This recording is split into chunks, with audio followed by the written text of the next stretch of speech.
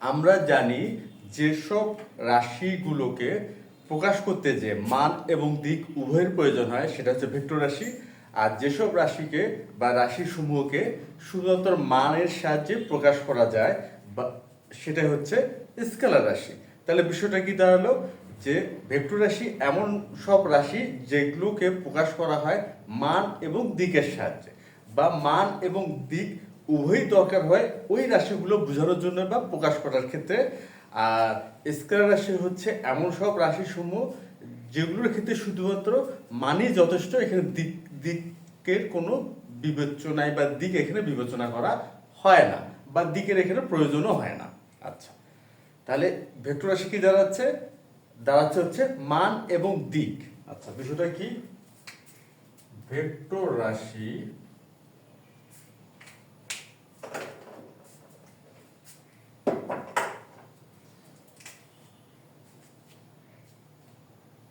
Vector রাশি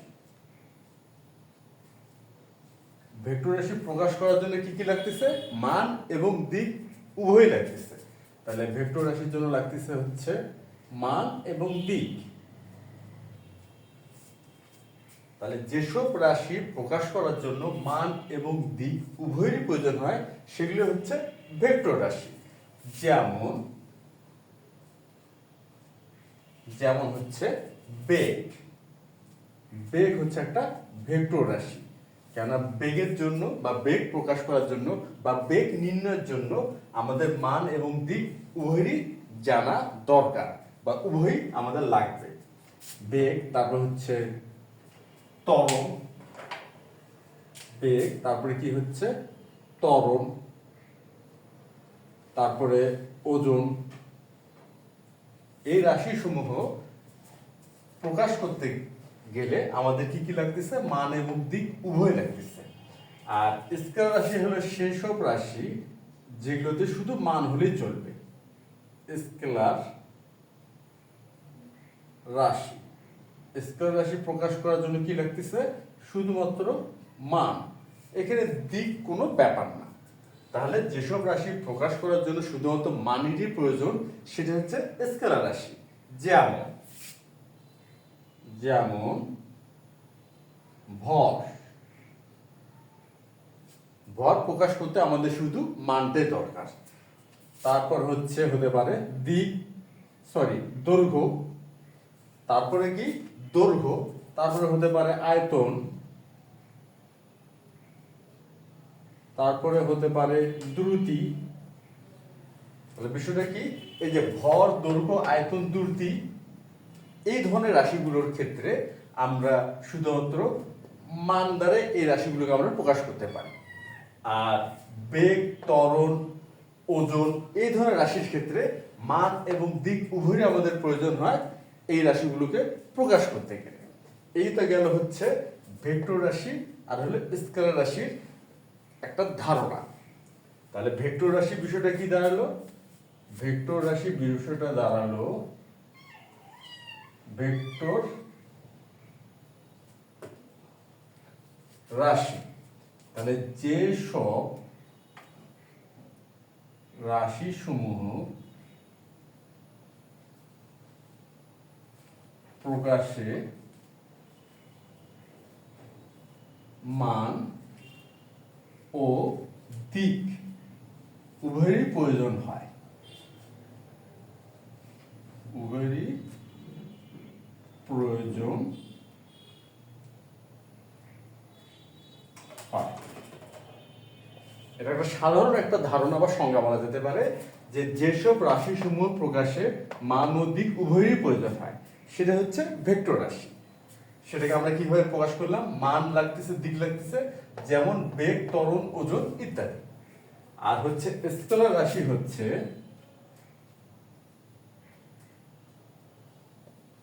scalar রাশি যে সব রাশিসমূহ প্রকাশে শুধুমাত্র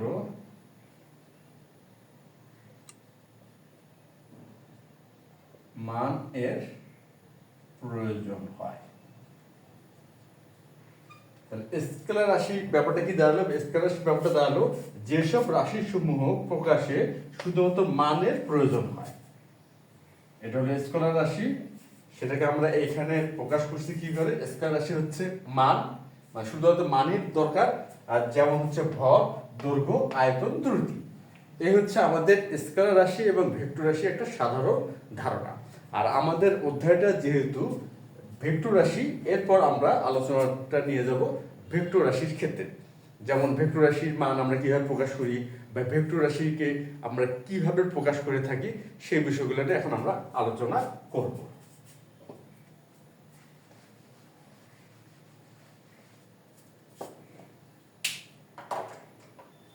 যেমন এখন হচ্ছে ভেক্টর রাশির যে বিষয়টা, ভেক্টরের সাথে সম্পর্ক হচ্ছে মান এবং দিকের। ভেক্টরের সাথে সম্পর্কটা কার? কিসের কিসের? মান এবং দিক। তার মানে এখানে আমাদের লাগবে মানও লাগবে, দিকও লাগবে।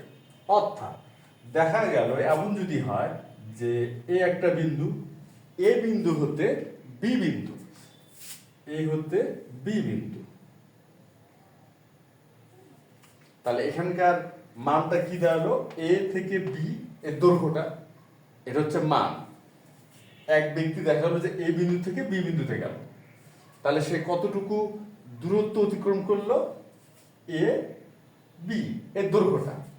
আচ্ছা, তাহলে এটা আমরা মান পেলাম। এখন দিক, ভেক্টর রাশি প্রকাশে আমাদের দিক লাগতেছে, তাহলে দিকটা কি? আচ্ছা, তাহলে এ থেকে বি তে গেছে, এ থেকে বি তে গেছে, এখান থেকে কিন্তু আমরা দূরত্বের ধারণাটা পেলাম। এ থেকে বি তে যাওয়াতে একটা দূরত্ব পেলাম, এখান থেকে আবার একটা দূরত্ব ধারণা পাওয়া গেল। অর্থাৎ এখানে দিকটা একটা ফ্যাক্ট হলো যে এ থেকে বি তে গেছে। অর্থাৎ আমরা দেখাবো হলো এইভাবে, একটা তীর চিহ্ন দিলাম, একটা অ্যারো সাইন বা তীর চিহ্ন দিলাম, তাহলে আমরা কি বুঝালাম? যে ওই ব্যক্তিটি এ থেকে বি দূরত্ব গেছে, এ থেকে বি বিন্দুতে গেছে। অর্থাৎ দূরত্বটা হচ্ছে এ বি, দিক হচ্ছে এ হতে বি এর দিক। আচ্ছা, এটা লিখবো কেমন করে? লিখবো আমরা এইভাবে, এ বি, এইখানে একটা তীর চিহ্ন দিব। এটা দ্বারা এটাই বোঝানো হবে যে এ থেকে বি তে, তাহলে দিকটা চলে আসলো, আর এ বি তো দৈর্ঘ্য। আর দৈর্ঘ্য বোঝাতে যে আমরা মডুলাস বা পরমাণ চিহ্নটাও ব্যবহার করতে পারি বা করব, যে দৈর্ঘ্য। অর্থাৎ দৈর্ঘ্যটা হচ্ছে এ বি আর দিকটা হচ্ছে এ থেকে বি। সুতরাং এটা হচ্ছে একটা ভেক্টর, এটা হচ্ছে একটা ভেক্টরের প্রকাশ। আমরা কোনো ভেক্টরকে এভাবে প্রকাশ করতে পারি বা প্রকাশ করে থাকি। এটা হচ্ছে একটা ভেক্টরের প্রকাশ। এখানে মানেরও একটা ব্যাপার থাকলো, দিকেরও একটা ব্যাপার থাকলো। আচ্ছা, এখন যেখান থেকে আমরা শুরু করলাম কি? এ থেকে, আর শেষ করলাম বি তে। এ বিন্দুটা, এই যে বিন্দু, এই বিন্দুকে আমরা বলবো আদি বিন্দু। এই ক্ষেত্রে এটা হচ্ছে আদি বিন্দু। আর শেষ করলাম কোথায়? বি বিন্দুতে। শেষ করলাম বি বিন্দুতে। সুতরাং এই বি বিন্দুটা হচ্ছে অন্ত বা প্রান্ত বিন্দু। তাহলে বিষয়টা কি দাঁড়ালো? বিষয়টা দাঁড়ালো এমন যে এই যে একটা রেখাংশ, এটা হচ্ছে কি একটি রেখাংশ। আর আরো যদি ভালো করে বলি তাহলে এটা হচ্ছে একটা দিক নির্দেশক রেখাংশ। তাহলে এখানে এবি হলো দিক নির্দেশক রেখাংশ, দিক নির্দেশক রেখাংশ। তাহলে বিষয়টা কি দাঁড়ালো? এবি হচ্ছে দিক নির্দেশক রেখাংশ, যেখানে এই হচ্ছে আদি বিন্দু আর বি হচ্ছে অন্ত বা প্রান্ত বিন্দু।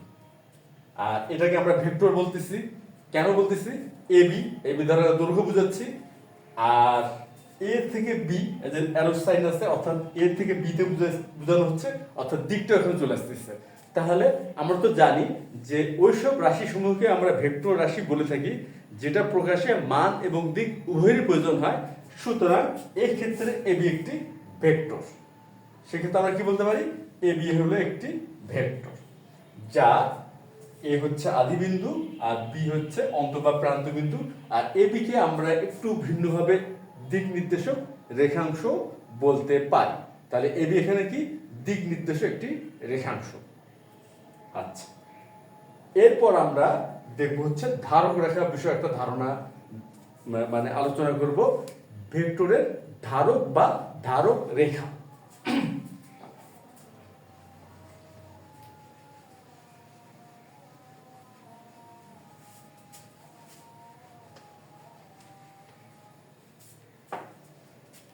ধারক বা ধারক রেখা এই বিষয়টা হলো এমন যে একটা রেখাংশ দ্বারা যদি আমরা কোনো ভেক্টরকে বুঝাই বা কোনো রেখাংশ দ্বারা যদি আমরা কোনো ভেক্টরকে বুঝাই, সেটাই হচ্ছে ভেক্টরটির ধারক। বা অন্যভাবে বলা যেতে পারে একটা হলো অসীম রেখা। রেখা তো আমরা জানি অসীম পর্যন্ত বিস্তৃত। যেমন আমরা রেখার ধারণা আগে নেই, এই যে এটা হচ্ছে একটা রেখা, এটা হচ্ছে কি একটা রেখা, এটা হচ্ছে একটা রেখা। আর রেখারই একটা অংশ হচ্ছে ধারক বা ধারক রেখা, যেটা দ্বারা আমরা কোনো যদি ভেক্টরকে বুঝাই। যেমন এটা হচ্ছে রেখা, রেখারই একটি অংশ নিলাম এ বি। তাহলে এবি বিষয়টা কি দাঁড়ালো?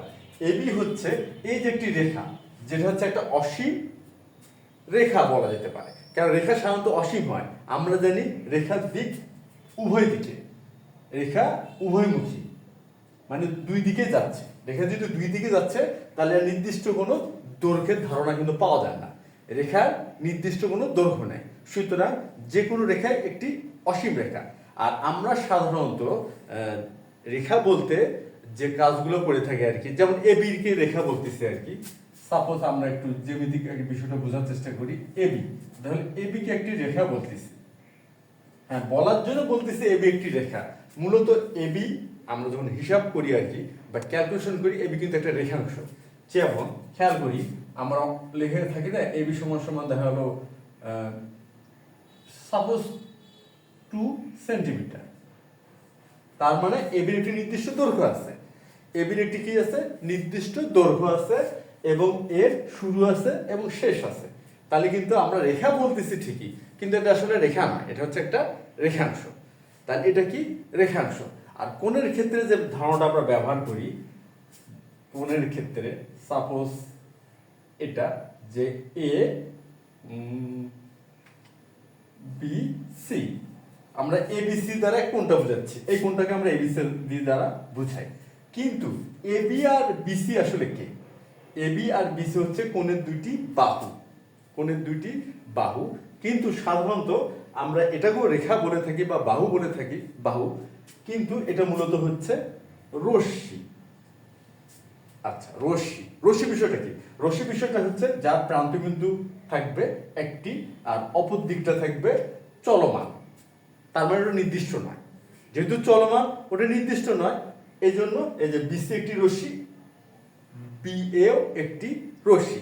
এই জন্য আমরা কোণের এই বাহু দুটিকে ইচ্ছা মতো কিন্তু বর্ধিত করতে পারি এবং করিও, আমাদের প্রয়োজন বোধে আমরা এটা করে থাকি। জ্যামিতির ক্ষেত্রে এটা হদ্দম আমরা করে থাকি। আচ্ছা, তাহলে এটা হচ্ছে এটা হচ্ছে রশ্মির ধারণা। হ্যাঁ, এটা হচ্ছে রশ্মির ধারণা। এই যে বিএ আর বিসি হলো রশ্মির ধারণা, এবি এটা হচ্ছে একটি রেখাংশের ধারণা, আর হচ্ছে এই যে এবি যার এই যে রেখাটা পুরোটা, এই পুরো যে উভয়মুখী যে তীর আছে, এটা হচ্ছে রেখার ধারণা। রেখা মূলত অসীম হয়, রশ্মিও অসীম হয়, কিন্তু একদিকে, যে কোনো একদিকে ও অসীম পর্যন্ত যাবে, আর দিকে স্থির থাকবে, মানে নির্দিষ্ট থাকবে। যেমন আমরা যদি দেখি, খেয়াল করি, এই এটা হচ্ছে রশ্মি, এটা হচ্ছে রশ্মি, একদিকে একটা প্রান্তবিন্দু থাকবে, অপর দিকে যাচ্ছে, কিংবা হতে পারে এই দিকেও। এটা হচ্ছে একটা রশ্মি, এই দুটি কিন্তু রশ্মি, এই দুটি কি, এটা হলো রশ্মি। আর এটা হচ্ছে রেখাংশ। রেখাংশ হলো দুই দিকে প্রান্তবিন্দু থাকবে, রেখাংশের দুই দিকে প্রান্তবিন্দু থাকবে, এই জন্য নির্দিষ্ট দৈর্ঘ্য থাকবে। আর রশ্মির একদিকে প্রান্তবিন্দু থাকবে আর আরেকদিকে সে চলমান, অসীম পর্যন্ত চলমান, এর জন্য রশ্মির নির্দিষ্ট দৈর্ঘ্য নাই। আর রেখা দুই দিকে চলমান, কোনো প্রান্তীয় বিন্দু নাই, এই জন্য রেখা অসীম হয় এবং সেটা দুই দিকেই অসীম, কোনো দিকে সে স্থির থাকবে না। আচ্ছা, এখন এই ধারক বা ধারক রেখা কি? ধারক বা ধারক রেখা হচ্ছে এমন একটি রেখাংশ যেটা কি না হলে একটা অসীম রেখার অংশ বিশেষ এবং যেটা দ্বারা আমরা কোনো ভেক্টরকে প্রকাশ করে থাকি। তাই ধারক বা ধারক রেখা বিষয়টা কি দাঁড়ালো, যে ধারক বা ধারক রেখা এমন একটি রেখাংশ যেটা হচ্ছে একটা অসীম রেখার অংশ বিশেষ। অবশ্যই হতে হবে রেখাংশ, তাহলে রেখাংশ মানে কি? রেখা যোগ অংশ। আচ্ছা, রেখা যোগ অংশ আমরা দেখি রেখাংশ, রেখাংশ এটা যদি আমরা সন্ধি বিচ্ছেদ করি তাহলে হচ্ছে রেখা যোগ অংশ। তার মানে রেখাংশের ধারণাটা তো আসছে রেখার একটি অংশ হতে। আচ্ছা, তাহলে এবি হচ্ছে একটি রেখাংশ, অর্থাৎ একটা অসীম রেখার অংশ বিশেষ যেটা দ্বারা আমরা একটা কি করতেছি, ভেক্টরকে বুঝাচ্ছি। সাপোজ সেটা হচ্ছে ইউ, ইউ ভেক্টরকে আমরা বুঝাচ্ছি। আর দিক, আচ্ছা দিক ধরে দিচ্ছি এ থেকে বি এর দিক, ইউ। এখন কথা হচ্ছে যখন আমরা কোনো অক্ষর দ্বারা, একটি মাত্র অক্ষর দ্বারা কোনো ভেক্টরকে বুঝাবো, অবশ্যই ওই অক্ষরটিকে হয় বোল্ড করব, অর্থাৎ মোটাভাবে চিহ্নিত করব, কিংবা আমরা যখন লিখে থাকি আর কি ছাপার ভাবে সাধারণত বোল্ড করা হয়, কিন্তু আমরা যখন লিখবো খাতায়, পরীক্ষার খাতা হোক বা প্র্যাকটিস খাতা হোক, যখন ওটা লিখবো সেক্ষেত্রে আমরা নিচে একটা চিহ্ন দিব যেটাকে বলে আন্ডারস্কোর। অর্থাৎ এই যে নিচে একটা আন্ডারলাইন দিছি যেটাকে আন্ডারস্কোর বলে, এই ধরনের একটা চিহ্ন ব্যবহার করব যখন আমরা কোনো ভেক্টরকে শুধুমাত্র একটি অক্ষর দ্বারা বুঝাবো, সেক্ষেত্রে এই কাজটি করব, এই আন্ডারস্কোর দিব। আর যখন দুইটি অক্ষর যেমন এবি, তখন উপরে একটা অ্যারো সাইন দিব। আচ্ছা, এটা সমান সমান হচ্ছে ইউ এই ক্ষেত্রে। তাহলে এবি হচ্ছে ইউ এর ধারক রেখা। এই ক্ষেত্রে এবি কে আমরা কি বলতে পারি? ইউ এর ধারক রেখা বলতে পারি। এই হচ্ছে ধারক রেখা, ধারক বা ধারক রেখার একটি ধারণা যেটা আমরা এতক্ষণ আলোচনা করলাম। আর সেই সাথে এটাও নিশ্চয়ই আমরা বুঝলাম যে রেখা, রেখাংশ এবং রশ্মির মধ্যকার মৌলিক পার্থক্যটা ঠিক কোথায়। রেখা কি? রেখা হচ্ছে যার কোনো প্রান্তবিন্দু থাকবে না, সে উভয় দিকেই চলমান। আচ্ছা, এই জন্য তার নির্দিষ্ট দৈর্ঘ্য নেই। আর রশ্মি একদিকে প্রান্তবিন্দু থাকবে, যে কোনো একদিকে, শুধু একদিকে বললে ঠিক হবে না, বলতে হবে যে কোনো একদিকে প্রান্তবিন্দু থাকবে আর অপর দিকে অসীম পর্যন্ত বিস্তৃত বা চলমান, এটা হচ্ছে রশ্মি। এবং এই জন্য রশ্মির কোনো নির্দিষ্ট দৈর্ঘ্য নেই। আর রেখাংশ, হ্যাঁ রেখাংশ হচ্ছে রেখার একটি অংশ যার দুইটা প্রান্তবিন্দু থাকবে, যেহেতু দুই দিকে প্রান্তবিন্দু থাকতেছে এই জন্য তার নির্দিষ্ট একটি দৈর্ঘ্য পাওয়া যাবে।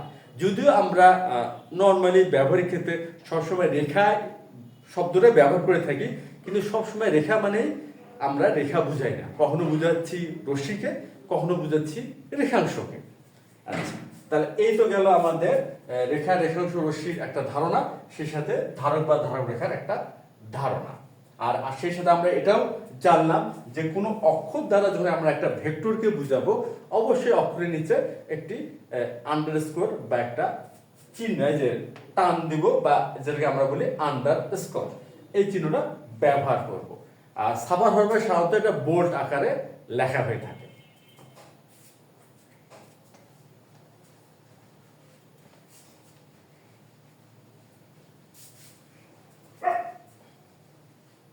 এখন আমরা আলোচনা করব ভেক্টরের সমতা নিয়ে, যে দুটি ভেক্টর কোন ক্ষেত্রে সমান হতে পারে বা কি কি বৈশিষ্ট্য বা কি কি ধারণা এখানে অ্যাপ্লাই করলে দুটি ভেক্টরকে আমরা সমান বলতে পারি।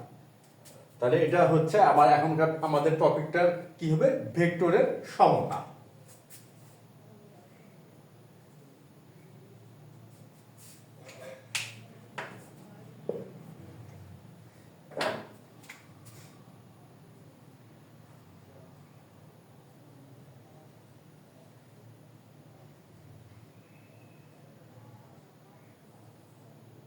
ভেক্টরের সমতা। আচ্ছা, দুটি ভেক্টর কখন সমান হবে? এক, যখন হবে দৈর্ঘ্য সমান। এখন দৈর্ঘ্য সমান এই কথাটার অর্থ কি বা এটা দ্বারা আসলে আমরা বুঝবো কি দৈর্ঘ্য সমান। যেমন এবি একটি ভেক্টর আর হলো সিডি, বা আমরা এভাবে বলতে পারি যে ইউ একটি ভেক্টর, সাপোজ ইউ একটি ভেক্টর, এই যে যেটা একটি অক্ষর এটা আন্ডারস্কোর দিলাম, আর ভি হলো অপর একটি ভেক্টর। এখন ইউ এবং ভি এর দৈর্ঘ্য সমান হতে হবে, অর্থাৎ U underscore equal V underscore, U এবং ভি এর দৈর্ঘ্য সমান হবে। আচ্ছা, তারপরে দুই, দিক একই দিক হবে, দিক হবে কি একই, দিক হতে হবে একই, দিক হবে একই। সেটা কি? যেমন এ থেকে বি, তার এ থেকে বি, তার ব্যাপারটা কি দাঁড়ালো? এ থেকে বি এর দিকে, এটার সাথে মিল রেখে তাহলে কি হতে হবে? সি থেকে ডি এর দিকে, সি থেকে ডি এর দিকে, তাহলে দিক একই। প্রথমে হলো দৈর্ঘ্য সমান, তাহলে ইউ এর ধারক কি? এবি, আর ভি এর ধারক হচ্ছে সিডি। সুতরাং আমরা বলতে পারি যে এবি, যেহেতু দিক কি এ থেকে বি, এই যে দিক চিহ্ন ব্যবহার করলাম, মান ওই জন্য মডুলার চিহ্ন বা হচ্ছে পরম মান, ইকুয়াল সি ডি। তার ব্যাপারটা কি দাঁড়ালো? দৈর্ঘ্য সমান আর হচ্ছে দিক একই। এটা হলো দুইটি সত্য। অপর যে সত্যটি আছে, ধারক রেখা সমান্তরাল, অর্থাৎ এই যে ধারক রেখা, ইউ এর ধারক কি? ইউ এর ধারক হচ্ছে এবি, আর ভি এর ধারক হচ্ছে সিডি, তাহলে এবি আর সিডি হতে হবে সমান্তরাল। তাহলে এখানে কি হবে? এবি সমান্তরাল সিডি, এবি আর সিডি কি হবে?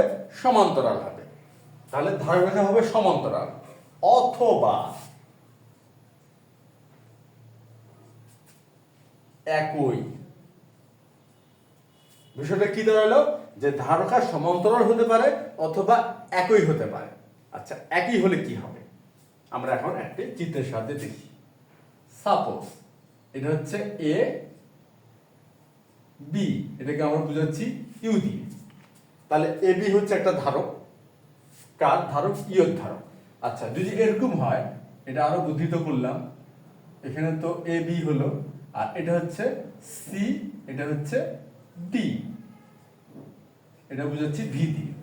তাহলে খেয়াল করি দেখি, এই পুরোটা এ ডি, এই যে এখান থেকে এখানে খেয়াল করি, এইটুকু অংশ এটা হচ্ছে আমরা এডি দ্বারা প্রকাশ করতে পারি।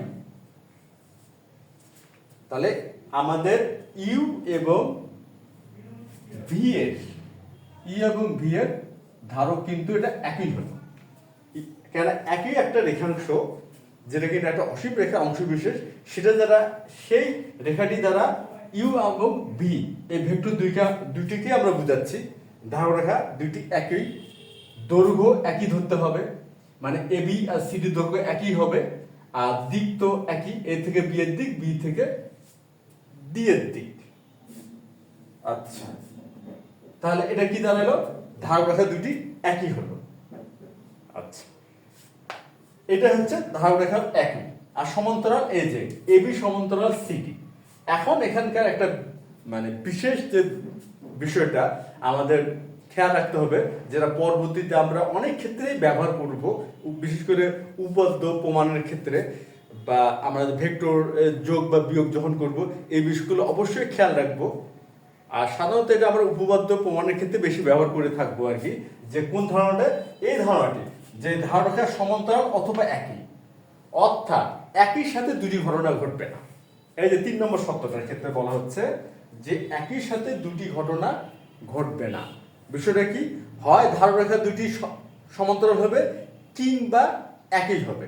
যদি সমান্তরাল হয় তাহলে এক নয়, আর যদি এক হয় তাহলে সমান্তরাল না। এই যে বিষয়টা, এখানে ধারণা একই, তাহলে আর কিন্তু সমান্তরাল হচ্ছে না।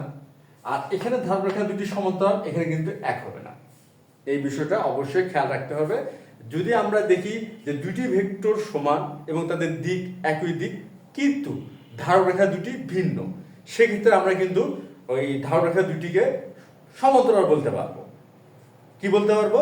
সমান্তরাল বলতে পারবো যদি ধাররেখার দৈর্ঘ্য, একটি ধাররেখার দৈর্ঘ্য অপর একটি ধাররেখার দৈর্ঘ্য সমান হয় এবং দিক একই হয়, কিন্তু তারা দিক একই কিন্তু দৈর্ঘ্য সমান কিন্তু একই নয়, ধাররেখা দুটি একই নয়, তাহলে তারা সমান্তরাল।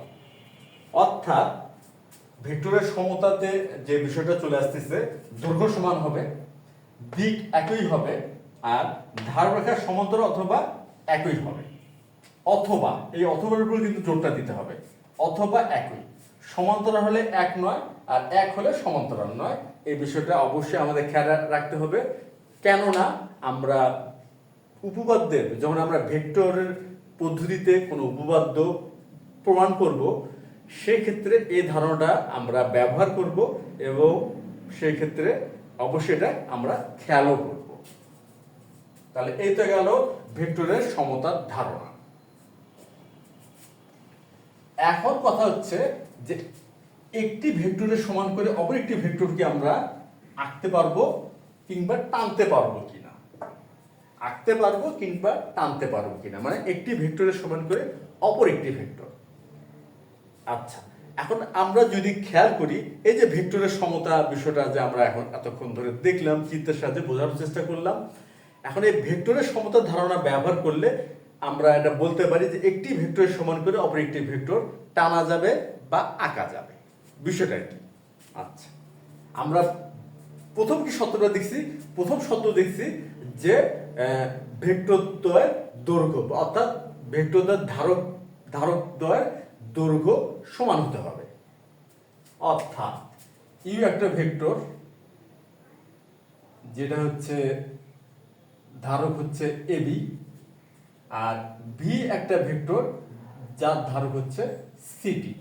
এখন এবি আর সিটি, আচ্ছা এখানে বুঝাই বা অঙ্কন করি। এবি, এবি দিক হচ্ছে এ থেকে বি এর দিক, আর হচ্ছে ইউ। এখন কথা হচ্ছে আমরা এই যে ইউ ভেক্টর যার ধারক হচ্ছে এবি, এর সমান করে অপর একটি ভেক্টর ভি অঙ্কন করব বা টানবো, অপর একটি ভেক্টর ভি। এখন সেটা কি হবে? প্রথমে আমরা কি করব যে অবশ্যই এক্ষেত্রে একটা বিষয় আছে যে একটা নির্দিষ্ট বিন্দু আমাদের প্রথমে লাগবে। ধরে নিচ্ছি সেই বিন্দুটা হচ্ছে পি, অর্থাৎ ইউ একটা ভেক্টর যার ধারক হচ্ছে এবি, সেই ভেক্টরের সমান করে পি বিন্দুতে আমরা অপর একটি ভেক্টর টানবো। সেটা কি হবে? প্রথমে আমরা কি করব, এবি এর দৈর্ঘ্যের সমান করে এখান থেকে একটা দৈর্ঘ্য নিব। তার আগে আরেকটি কাজ করব যে এবি এর সমান্তরাল করে একটি রেখা টানবো। পি বিন্দুতে এবি এর সমান্তরাল করে একটি রেখা টানবো। আচ্ছা, টানলাম পিসি। তাহলে প্রথমে পি বিন্দুতে এবি এর সমান্তরাল করে একটি রেখা পিসি নিলাম। তারপরে এবি এর সমান দৈর্ঘ্য, এবি এর সমান দৈর্ঘ্য এখান থেকে আমরা কেটে নিব বা হিসাব করে নিব। সেটা কি? যে এবি যত বড় এখান থেকে আমরা নিয়ে নিলাম, দেখা হলো এটা হলো পিই। তাহলে এবি এবং পিই সমান। প্রথমে আমরা কি করলাম, আবার আমরা দেখি যে এবি একটি ভেক্টর, এবি একটি ভেক্টর এর ধারক, অর্থাৎ ইউ একটি ভেক্টর যার ধারক হচ্ছে এবি। তারপর পি একটি নির্দিষ্ট বিন্দু, এন্ড পি বিন্দুতে আমরা ইউ ভেক্টরের সমান একটি ভেক্টর টানবো। প্রথমে আমরা যে কাজটি করব, পি বিন্দুতে এবি এর সমান্তরাল করে একটি রেখা টানবো।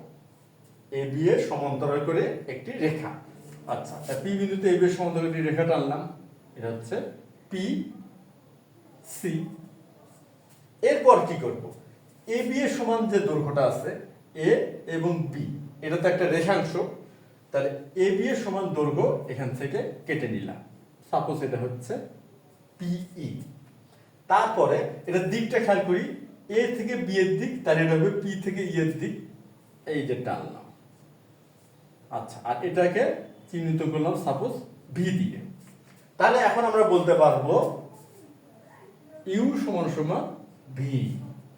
এখন এটা কিন্তু আমরা যেহেতু দৈর্ঘ্য পরম মান দিয়ে দিলাম, তাহলে এখন কিন্তু আমরা বলতে পারবো ইউ আর ভি সমান। অর্থাৎ ভেক্টরের সমতার ধারণা ব্যবহার করে আমরা খুব সহজে একটি ভেক্টরের সমান করে অপর একটি ভেক্টর টানতে পারি। নিশ্চয়ই বিষয়টা বোঝা গেছে। তাহলে এই ধারণাটা আমরা কার্যক্ষেত্রে বা ব্যবহারিক ক্ষেত্রেও প্রয়োগ করতে পারবো।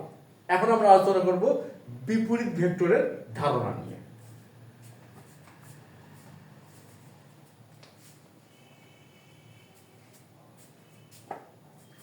এখন আমাদের আলোচ্য বিষয় হচ্ছে বিপরীত ভেক্টর। বিপরীত ভেক্টর। আচ্ছা, বিপরীত ভেক্টরটা কি? এই শব্দটার ভিতরেই কিন্তু একটা ধারণা চলে আসে।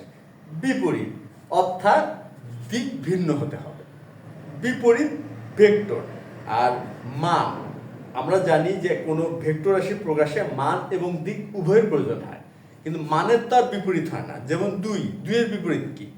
দুইয়ের বিপরীত না, এই ধারণাটা কিন্তু আসে না। কিন্তু দিকের বিপরীত হ্যাঁ, এই ধারণাটা কিন্তু আসে। এ থেকে যদি বি এর দিক হয়, তাহলে এর বিপরীত দিক কি হবে? বি থেকে এর দিক। আচ্ছা, ব্যাপারটা দেখি। এ বি, তার মানে দিকটা কি হচ্ছে? আচ্ছা, আমরা দিকের সাইনটা দেই, বা অ্যারো সাইন যেটা বলি আমরা, তীর চিহ্ন দিলাম। তাহলে দিকটা হচ্ছে এ থেকে বি এর দিক। আর আমরা যদি এটাকে লিখি ভেক্টর দিক নির্দেশক রেখাংশ যেটা বলি, সেটা লিখি এইভাবে এ বি, উপরে হলো তীর চিহ্ন যেটা দিয়ে আমরা দিক বুঝাচ্ছি। তাহলে এ থেকে বি এর দিক। মানের কিন্তু বিপরীত হয় না, দিকের বিপরীত হয়।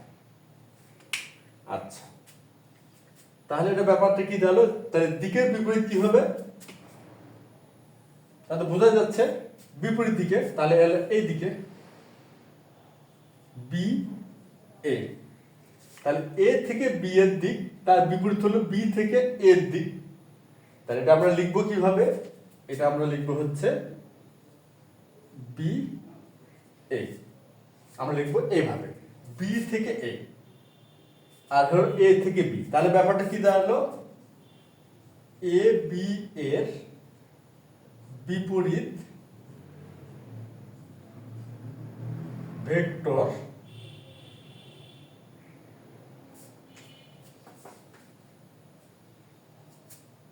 তাহলে এ বি এর বিপরীত ভেক্টর হচ্ছে, বিপরীত ভেক্টর কি হবে? এ বি এর বিপরীত ভেক্টর হচ্ছে বি এ। এ বি এর বিপরীত ভেক্টর বি এ। এটা হচ্ছে বিপরীত ভেক্টরের একদম প্রাথমিক একটি ধারণা।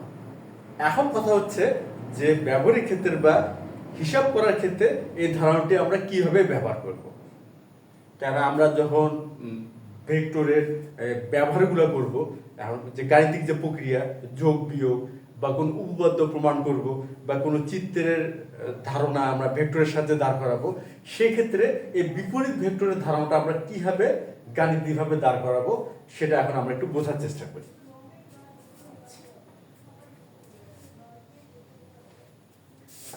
এখন কথা হচ্ছে এ বি, এ বি কে যদি আমরা ইউ দ্বারা প্রকাশ করি, এ বি কে যদি আমরা ইউ দ্বারা প্রকাশ করি, তাহলে ইউ এর বিপরীত কি হবে? দিক। দিক সাধারণত আমরা এখানে চিহ্ন দ্বারা মানে বুঝাই। কি দ্বারা বুঝাই? চিহ্ন দ্বারা। খেয়াল করি, ছোটবেলার কথা মনে করি আমরা, সংখ্যা রেখা। ছোটবেলায় আমরা ক্লাস 6-এ, হয়তো আমাদের সবারই মনে আছে, আমরা প্রথম সংখ্যা রেখার ধারণা পাই ক্লাস 6-এ বীজগণিতে। খেয়াল করি, শূন্য, এটা হলো মাস বরাবর ধরা হচ্ছে। শূন্যের ডান দিক হচ্ছে ধনাত্মক, আচ্ছা 1 2 3, আর শূন্যের বাম দিক ঋণাত্মক, -1 -2 -3। এইখানে এই যে চিহ্নের ব্যাপারটা, প্লাস এই দিকে হচ্ছে আমরা ধনাত্মক বুঝাচ্ছি, আর বাম দিক বুঝাচ্ছে হচ্ছে ঋণাত্মক। এই বিষয়টা আসলে কি? 0 থেকে 1 অর্থাৎ +1, আর 0 থেকে -1 এই যে দূরত্বটা, এই দূরত্ব দুটো কিন্তু সমান হবে এবং মানও কিন্তু ভিন্ন নয়, একই। 0 থেকে 1, এখানে 1 বোঝাচ্ছে, 0 থেকে -1 বা -1 এটাও কিন্তু 1 বোঝাচ্ছে। তার মান কিন্তু এখানে ঠিকই থাকতেছে, মানের কোনো এখানে পার্থক্য নাই। কিন্তু 0কে যদি আমরা খেয়াল করি তাহলে +1 যদি ডান দিকে, তাহলে -1 কি বাম দিকে। তাহলে আমরা দিকটা বুঝাবো কি দিয়ে? দিকটা যে ভিন্ন, এই জন্য ডান দিক যদি প্লাস ধরা হয়েছে যেহেতু, তাহলে বাম দিক মাইনাস। এখানে তাহলে কি, এই যে প্লাস আর মাইনাস আসলে কি, দিক নির্দেশক একটা চিহ্ন বলা যেতে পারে। প্লাস মাইনাস এখানে কি হচ্ছে, দিক নির্দেশক একটি চিহ্ন। আমরা এটাও জানি যে প্লাস মাইনাস আসলে দিক নির্দেশক বা অবস্থান নির্দেশক বা অবস্থান নির্দেশক চিহ্ন। এই +2 আর -2 তার মানে এই অর্থ না যে +2 বড় -2 ছোট, বিষয়টা এটা না, মান দুটারই কিন্তু একই। যেমন -2 এটারও মানও 2, +2 এটারও মানও কিন্তু 2, মান উভয়ই সমান। তাহলে আমরা +2 দ্বারা কি বোঝাচ্ছি, এই যে 0 ডান দিক, আর -2 দ্বারা বোঝাচ্ছি 0 বাম দিকে। অর্থাৎ +2 আরো যদি ভালো করে বলি, 0 ডান দিকে 2 একক, আর -2 0 বাম দিকে 2 একক। এই হলো চিহ্নের ধারণা, বা এই জন্য আমরা চিহ্নগুলো ব্যবহার করে থাকি। কি মানে অর্থে বোঝাচ্ছি, এটা হচ্ছে দিক, দিক বুঝাতে বা বিপরীত দিক বুঝাতে আমরা প্লাস এবং মাইনাস সাইন ব্যবহার করে থাকি। তাই যদি হয় তাহলে ভেক্টরও কিন্তু আমরা এই কাজটি করব বা করে থাকি।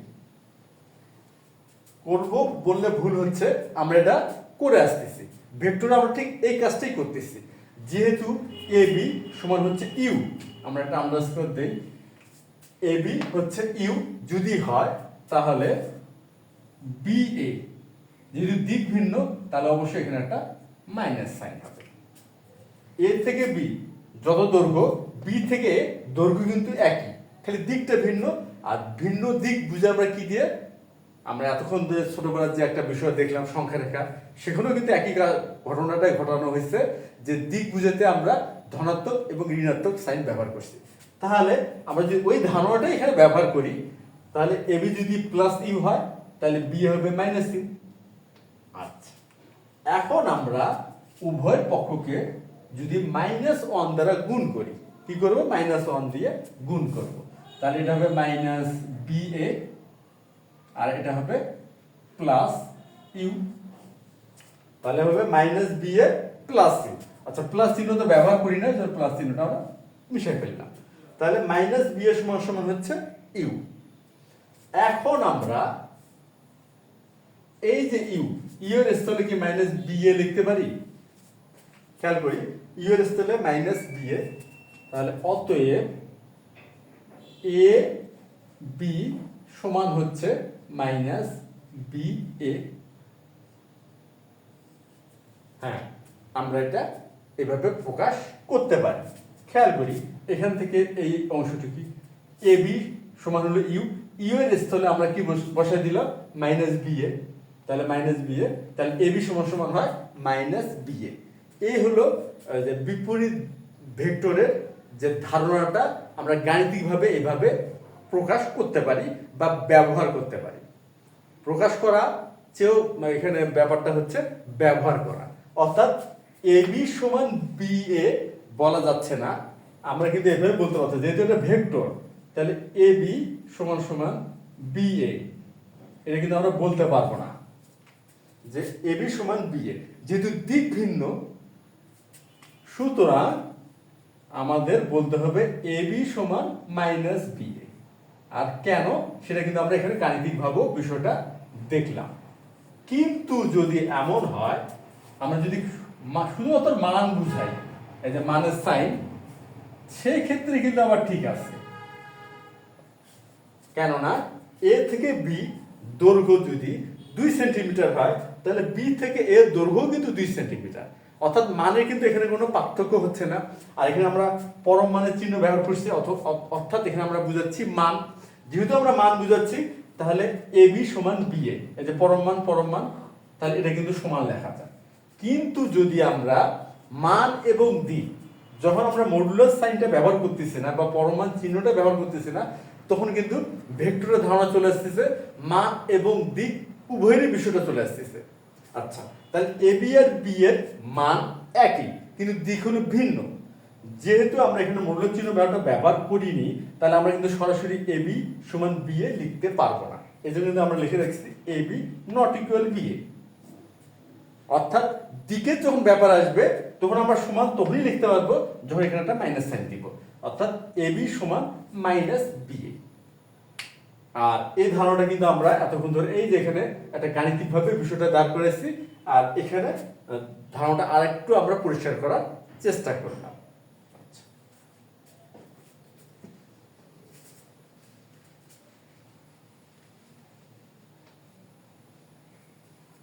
এখন আমরা দেখব ভেক্টরের যোগের ত্রিভুজ বিধি।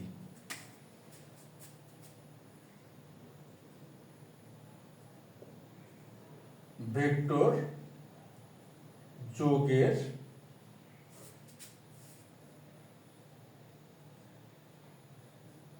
ত্রিভুজ বিধি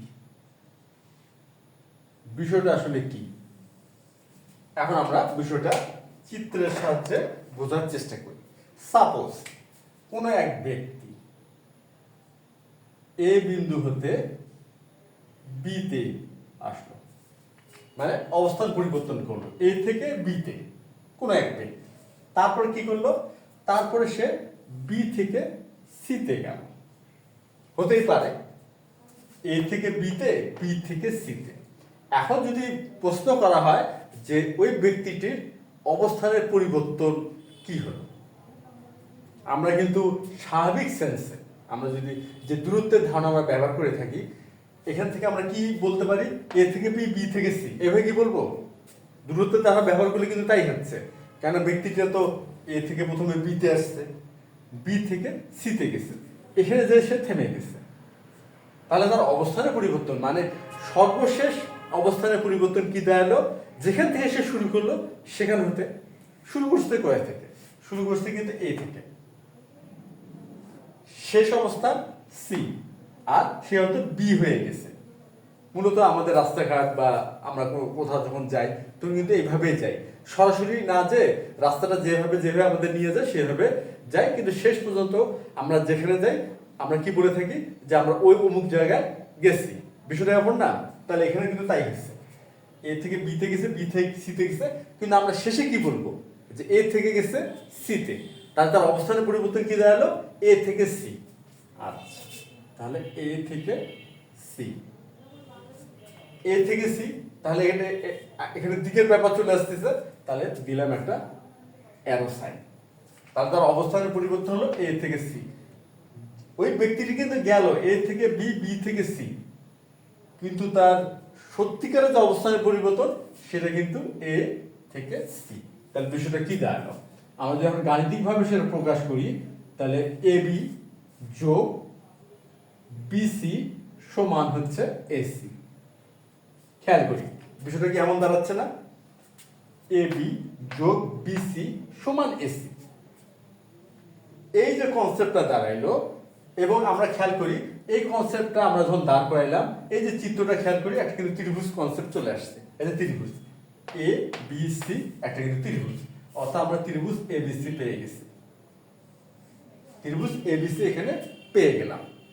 তাহলে কি দাঁড়ালো, আমরা এখানে ভেক্টরের যোগের ধারণাটা দাঁড় করাইলাম বা যোগের ধারণা পেলাম, এবং যোগের ধারণাটা দাঁড় করাইতে যে আমরা একটু খেয়াল করে দেখলাম যে এখানে একটা ত্রিভুজ কনসেপ্টও চলে আসে।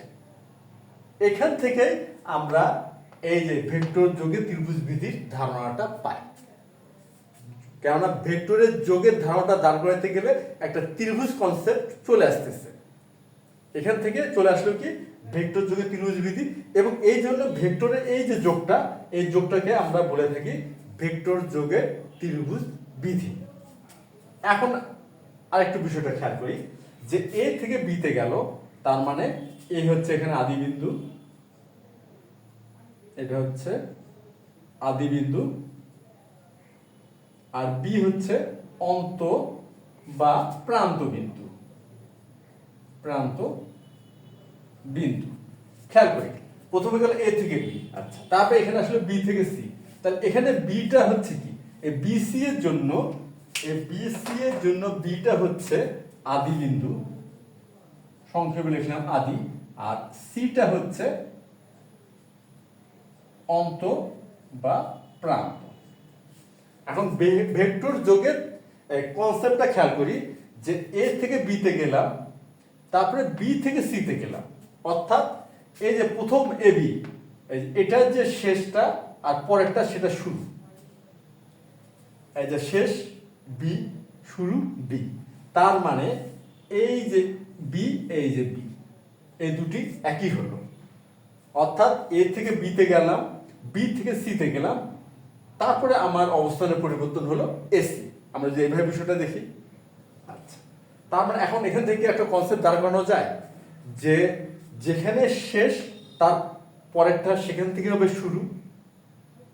যদি এমন হয় সেক্ষেত্রে ভেক্টরের যোগের কনসেপ্টটা কি দাঁড়ালো, এই যে প্রথমটা শুরুটা আর শেষটার হচ্ছে শেষটা, এ সি। খেয়াল করি, আচ্ছা, আমরা আর একটু দেখি বিষয়টা,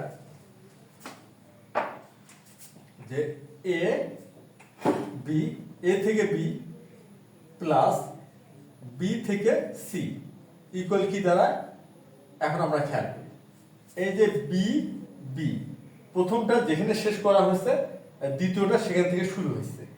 তাহলে এই যে প্রথমটা নিলাম আর শেষটা নিলাম, তাহলে কি আসলো, এ সি। তাই কি আসছে না, যে এ বি যোগ বিসি সমান এসি। খেয়াল করি, এখানে আবার লিখি, এ বি যোগ বিসি, এ থেকে বিতে আসলাম, বি থেকে সিতে গেলাম, পেয়ে গেলাম আমরা এসি, বা আমাদের অবস্থানের পরিবর্তন হলো এসি।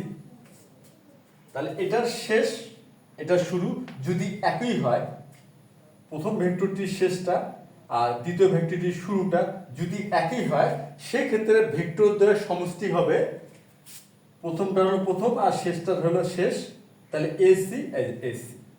এটা হচ্ছে ভেক্টর যোগের ত্রিভুজ বিধির একটি কনসেপ্ট বা ধারণা। এই ধারণাটা যদি আমরা ব্যবহার করতে পারি, তাহলে খুব সহজেই আমরা যে কোনো দুইটি ভেক্টরের সমষ্টি এইভাবে নির্ণয় করতে পারবো, এবং সেই সাথে এটাও বুঝতে পারবো যে কখন যোগ করা যাবে, কখন যাবে না। আচ্ছা, যোগ করা যাবে কখন, এটাও বুঝলাম, কখন যাবে না এটা একটা উদাহরণ সাহায্যে দেখলে না আমাদের বিষয়টা আরো ভালো হয়। তাহলে আমরা এখন একটা উদাহরণের সাহায্যে বোঝার চেষ্টা করি। যেমন যদি এমন হয়, তাহলে এ থেকে বি,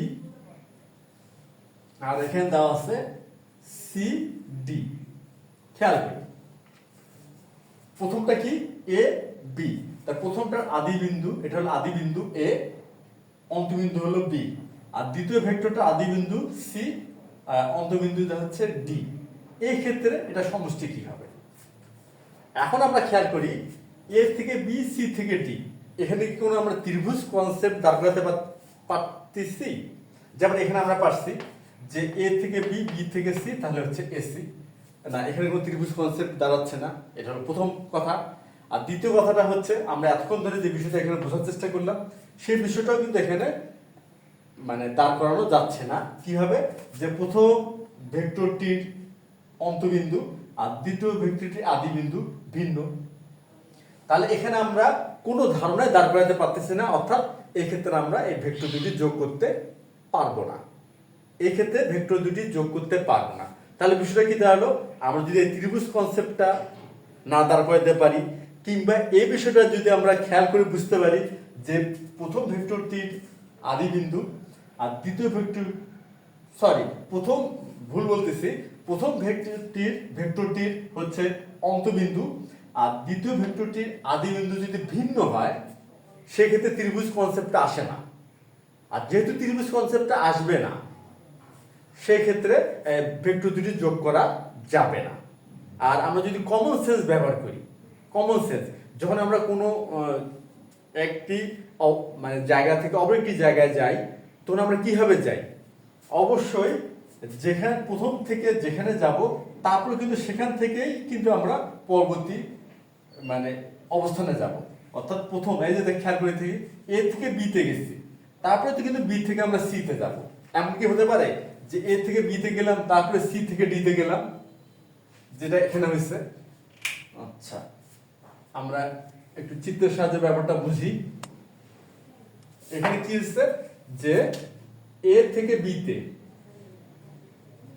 তারপর এখানে সি থেকে ডি, তা সি কোথায় হতে পারে? আচ্ছা, যে কোনো এক জায়গায় বসাই, সি থেকে ডি, এ থেকে বি, সি থেকে ডি। এইভাবে কি কোনো অবস্থান পরিবর্তন করা সম্ভব কারো পক্ষে?